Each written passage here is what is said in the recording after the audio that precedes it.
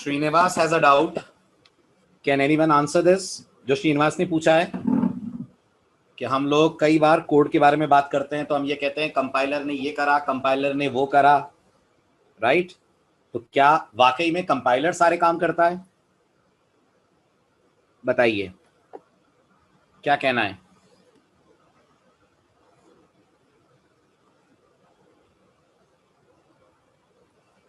हर बार नहीं, नहीं ऐसा नहीं है। एक्चुअल में श्रीनिवास, कंपाइलर के ही बताए गए रूल्स, कंपाइलर की ही बताई गई गाइडलाइंस को ऑपरेटिंग सिस्टम फॉलो करता है, राइट? ऑपरेटिंग सिस्टम अपने मन से कभी कोई एक्सेप्शन नहीं देता।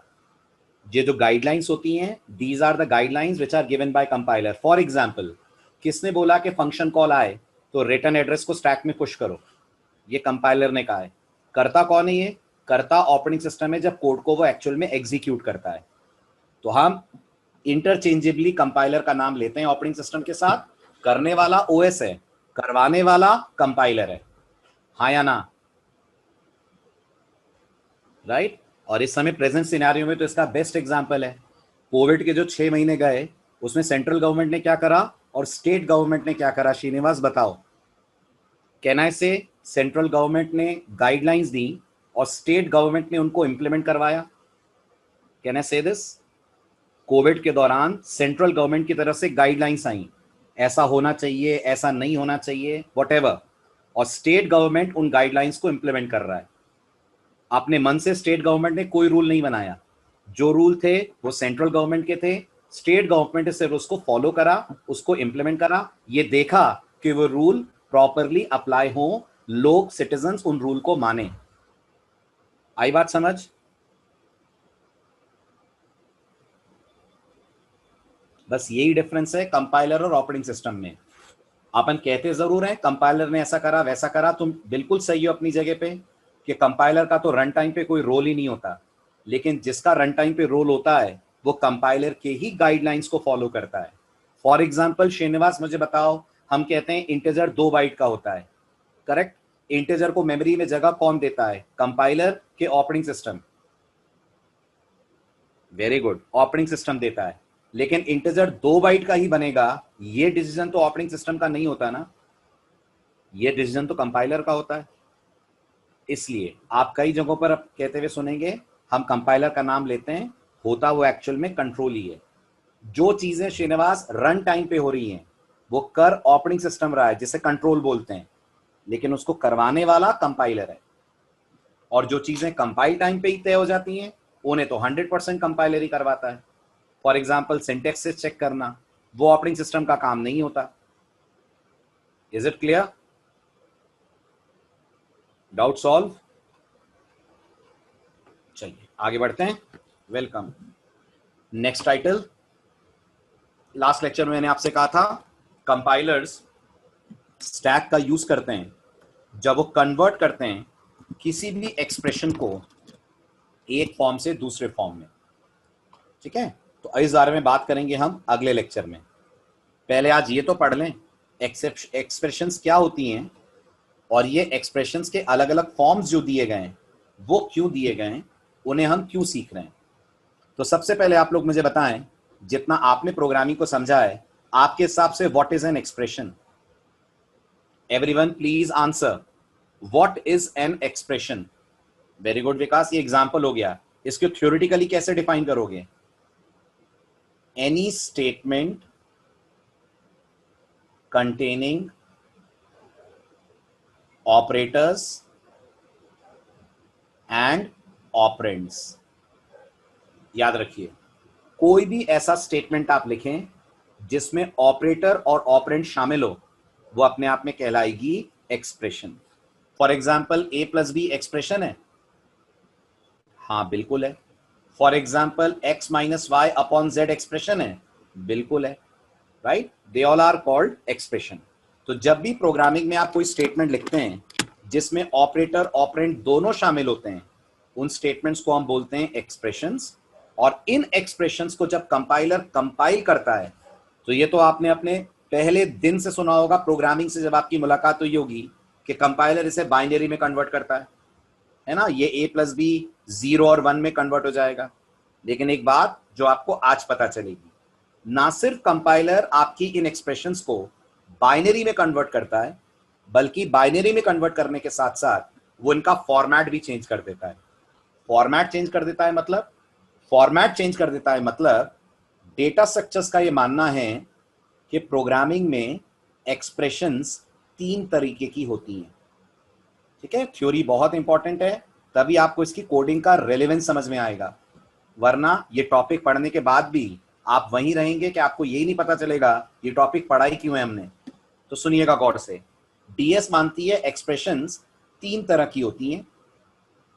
एक कहलाती है इनफिक्स एक्सप्रेशन, एक कहलाती है पोस्टफिक्स एक्सप्रेशन, और एक कहलाती है प्रीफिक्स एक्सप्रेशन। इनफिक्स एक्सप्रेशन तब कहलाती है जब ऑपरेटर ऑपरेंड्स के बीच में आए। Whenever we have an operator surrounded by operands, we call it infix expression. For example, a plus b. आप मानते हैं यहाँ प्लस ए और बी से सराउंडेड है, correct? This is infix expression. a plus B multiplied by C, आप मानते हैं ये भी इनफिक्स एक्सप्रेशन है, करेक्ट? लेकिन इनफिक्स के अलावा एक्सप्रेशन के 2 फॉर्म और होते हैं। एक वो जिसमें ऑपरेंड पहले और ऑपरेटर बाद में आता है, इसको बोलते हैं पोस्टफिक्स, और एक वो जिसमें ऑपरेटर पहले और ऑपरेंड्स बाद में आते हैं, and as you can guess ये कहलाता है प्रीफिक्स। वोकैबुलरी क्लियर हुई? ठीक है, अब दूसरा नाम भी सुन लीजिए। ये जो पोस्टफिक्स है, इसको एक पोलिश मैथमेटिशियन ने डिस्कवर करा था। पोस्टफिक्स एक्सप्रेशंस एक पोलिश मैथमेटिशियन की देन है। जैसे जीरो किसने दिया है, दुनिया को जीरो किसने दिया, आर्यभट्ट ने दिया ना, ऐसे पोस्टफिक्स एक्सप्रेशन एक पोलिश मैथमेटिशियन ने दी है। ठीक है, इसलिए इन्हें कहा जाता है रिवर्स पोलिश नोटेशन, ये इनका दूसरा नाम है, और प्रीफिक्स को कहा जाता है पोलिश नोटेशन। तो दोनों नाम याद रखिएगा, इंटरव्यूज में इंटरचेंजेबली यूज होते हैं। आपसे यह भी पूछा जा सकता है पोस्टफिक्स एक्सप्रेशन क्या होती है, आपसे यह भी पूछा जा सकता है रिवर्स पोलिश नोटेशन क्या होता है। The name postfix expression is alternatively also called as reverse Polish notation. Similarly, the name prefix expression alternatively is also called as Polish notation. Vocabulary clear हुई?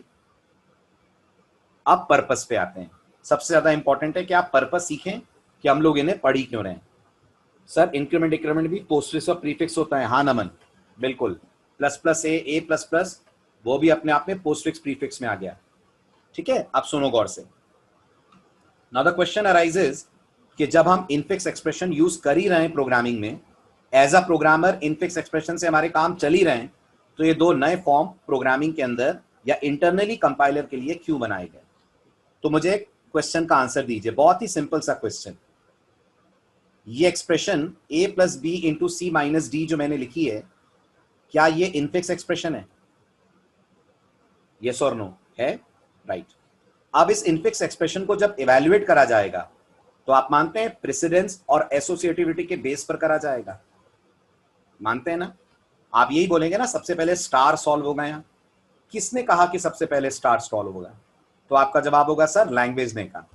मैंने सी पढ़ी है, तो सी लैंग्वेज ने बोला है कि स्टार की प्रायोरिटी प्लस और माइनस से ज्यादा होती है। एग्री करते हैं आप? राइट। अब ये बताइए, अल्टीमेटली इस एक्सप्रेशन को इवैल्यूएट ऑपरेटिंग सिस्टम या सीपीयू को करना है, हां कि ना? करना है। और मैं आपको बता दूं, ऑपरेटिंग सिस्टम और सीपीयू को प्रेसिडेंस नहीं पता होती है। ऑपरेटिंग सिस्टम और सीपीयू को प्रेसिडेंस की नॉलेज नहीं होती है। ये लोग नहीं जानते हैं कि मल्टीप्लाई प्लस से बड़ा है। ये कंपाइलर जानता है, प्रोग्रामर जानता है, लैंग्वेज जानती है, लेकिन बाइनरी कोड में कोई प्रेसिडेंस नहीं होती है। तो फिर सवाल ये आता है, जब ये बाइनरी में कन्वर्ट होगा तो कैसे ऑपरेटिंग सिस्टम को समझ में आएगा कि पहले इनटू पढ़ना है, फिर प्लस पढ़ना है, फिर माइनस पढ़ना है? प्रॉब्लम समझ आ रही है आपको ऑपरेटिंग सिस्टम के पॉइंट ऑफ व्यू से? जिसे इस एक्सप्रेशन को सॉल्व करना है, इवैल्यूएट करना है, उसे प्रेसिडेंस की पी की भी नॉलेज नहीं है। उसने कभी जिंदगी में प्रेसिडेंस नहीं सुना है। ओएस और सीपीयू, इन लोगों को नहीं पता होता किस ऑपरेटर की प्रेसिडेंस क्या होगी। और सोचिए क्यों नहीं पता होता? उसका कारण बहुत सिंपल है, प्रेसिडेंस लैंग्वेज देती है, हाँ या ना? राइट, प्रेसिडेंस लैंग्वेज देती है और सीपीयू लैंग्वेज नहीं है, सीपीयू लैंग्वेज का पार्ट नहीं है। करेक्ट। अच्छा, दूसरी बात, अलग अलग लैंग्वेज में प्रेसिडेंस रूल्स अलग अलग हो सकते हैं? आप बताइए, अलग अलग लैंग्वेज में ऑपरेटर्स अलग अलग हो सकते हैं? हाँ, अगर आप पाइथन जानते हो तो आपने देखा होगा पाइथन में डबल स्टार होता है। क्या सी में डबल स्टार होता है? नहीं होता है ऐसा कोई ऑपरेटर सी में। तो दिमाग लगाइए, जब ये बात लैंग्वेज के लेवल पे डिसाइड होती है तो ऑपरेटिंग सिस्टम बेचारा इसको हैंडल कैसे करेगा? इसका आंसर ये है कि जब कंपाइलर आपकी इस एक्सप्रेशन को कंपाइल करता है तो ना सिर्फ वो इसका बाइनरी बनाता है बल्कि वो इसे या तो पोस्टफिक्स में और या तो प्रीफिक्स में कन्वर्ट कर देता है। इसका फायदा क्या होता है? अंदाजा लगाइए। इसका फायदा ये होता है कि पोस्टफिक्स और प्रीफिक्स इस तरीके की एक्सप्रेशंस होती हैं कि उनमें कंपाइलर या ऑपरेटिंग सिस्टम के रास्ते में वो ऑपरेटर पहले आएगा जिसकी प्रेसिडेंस ज्यादा है और वो बाद में आएगा जिसकी प्रेसिडेंस कम है। यानी जब ये टॉपिक 2 लेक्चर बाद एंड होगा तब आप देखना a plus b into c minus d जब पोस्टफिक्स में कन्वर्ट होगी तो ये इस तरह से ऑपरेटर को अरेंज करेगी कि सबसे पहले इंटू ही सॉल्व होगा, उसके बाद प्लस होगा, उसके बाद माइनस होगा और ऑपरेटिंग सिस्टम इसको सॉल्व करेगा लेफ्ट टू राइट। यानी बिना प्रेसिडेंस की नॉलेज हुए भी ऑपरेटिंग सिस्टम इस एक्सप्रेशन को इवैल्यूएट कर लेगा अगर हम इसको जनरेट करवा दें इनटू पोस्टफिक्स और prefix form. Are you understanding this? Right. तो सबसे पहले तो समझिए टॉपिक क्यों पढ़ रहे हैं। ये टॉपिक हम अपने लिए नहीं पढ़ रहे हैं, ये टॉपिक हम इसलिए पढ़ रहे हैं ताकि हम ये समझें हाउ कंपाइलर्स वर्क, ताकि जिंदगी में कभी आप ऐसी कंपनी में जाएं जहां कंपाइलर्स क्रिएट होते हैं, आप कंपाइलर लेवल की कोडिंग करें तो आप समझ जाएं इस बात को कि आपको अपने कोड में इनफिक्स को पोस्टफिक्स या इनफिक्स को प्रीफिक्स में कन्वर्ट करना पड़ेगा। Is this point clear to everyone? ठीक है, तो पहले मैं इतना लिख दूं, फिर बात करता हूं पोस्टफिक्स इनफिक्स इनका कन्वर्जन करना कैसे है। ठीक है, for a human in expressions की कोई इंपॉर्टेंस नहीं है, हम इंसान इनफिक्स को ज्यादा बेटर समझेंगे, बट ऑपरेटिंग सिस्टम और सीपीयू इनफिक्स नहीं समझते। इसलिए जब भी किसी लैंग्वेज का कंपाइलर कोड कंपाइल करता है तो वो इनफिक्स को पोस्टफिक्स या प्रीफिक्स में कन्वर्ट कर देता है, क्योंकि इन एक्सप्रेशंस की खासियत ये होती है कि ये ऑपरेटर्स को इस ऑर्डर में सेट कर देती हैं कि ऑपरेटिंग सिस्टम के रास्ते में वो ऑपरेटर पहले आता है जिसकी प्रायोरिटी ज्यादा है, वो बाद में आता है जिसकी प्रायोरिटी कम है। आया समझ? तो सबसे पहले 3 forms of expressions, let me write this. इसका जवाब है number 1 infix, where we have operator in between operands. Number 2 postfix, where we have operator after operands. And number 3 prefix. सब में यही होता है।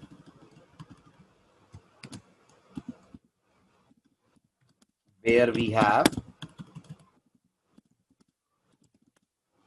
operator before operands. ये तो है एक्सप्रेशंस के 3 फॉर्म। अब अगला important question, why we need to understand और even know about postfix and prefix forms of expressions when we as a programmer are comfortably working with infix form of expression। जब हम infix form से काम चला ही रहे हैं तो ये 2 नए फॉर्म पढ़ ही क्यों रहे हैं हम? तो जवाब है the infix form of an expression is evaluated on the basis of operator precedence।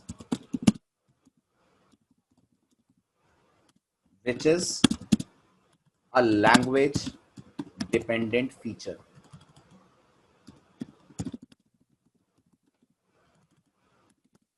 While the evaluation of an expression needs to be done by CPU/OS, and these two do not operate on precedence concept.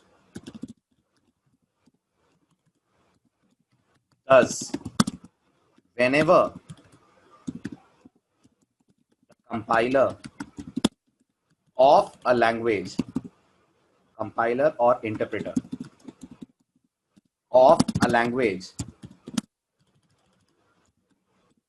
translate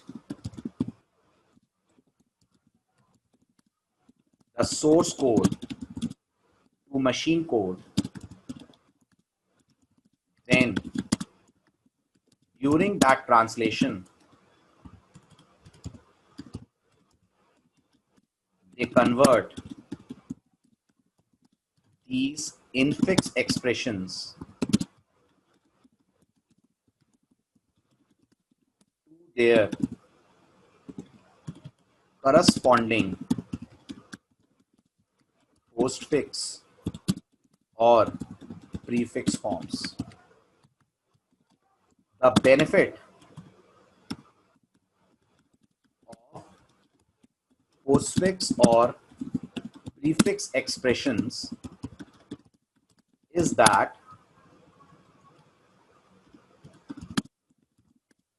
these expressions can be evaluated from left to right or right to left in such a way that those operators are evaluated first which have higher precedence. So easily OS or CPU can process these postfix or prefix expressions without bothering about operator precedence. बताइए, ये तो था जो पढ़ रहे हैं वो क्यों पढ़ रहे हैं. क्लियर हो गया पॉइंट?